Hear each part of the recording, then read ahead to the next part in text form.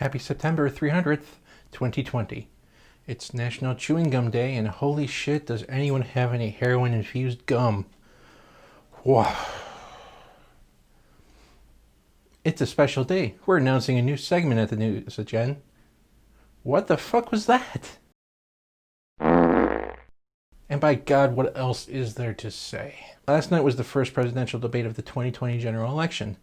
Debate watchers clocked the average time for Trump to interrupt is negative 3.2 seconds. Also, during the debate, there were widespread reports of flashbacks to scenes from the film Big Lebowski, all at once.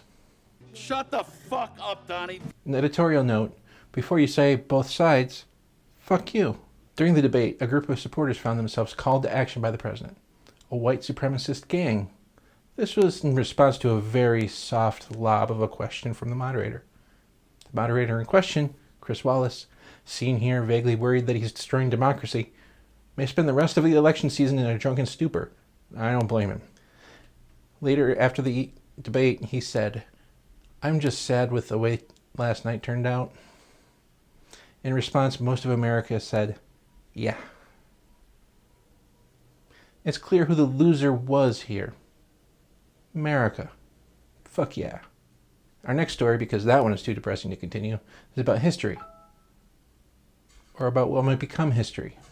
Researchers at the University of Queensland, using the latest in upside-down thinking, have postulated that if time travel were possible, the possibility of a paradox could not actually exist. The most common example of the paradox is if you went back in time and killed your own grandfather. Maybe your grandfather was kind of a dick. I don't know. Why would you kill your grandpa? That's your decision. But if you killed him, you wouldn't exist. Therefore, you couldn't go back in time and kill him, and then what? We do not know. The researchers postulate that the universe merely might make the action happen anyway. Maybe you kill your grandfather and then you turn into someone else's grandkid. No big deal. No big difference. Fascinating. Very fascinating.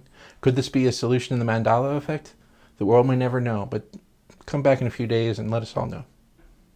In bird news, in Lincolnshire Wildlife Center, 5 birds were removed from the sanctuary after encouraging each other to swear over and over again. Donald Trump has floated the idea of hiring the birds as speechwriters. And finally, in floating disease news, the White House apparently blocked a CDC order to keep cruise ships docked. This is probably a good idea because who wants those ships near land? They're full of coronavirus. And that's all the news. Nothing else happened. I'm going to take Friday, October 2nd off from the News at Gen. In its place, you'll have the blissful sounds of silence. Thank you. Thank you for watching. Please like and subscribe, and remember, I love you, even if Donald Trump does not. Even the red states.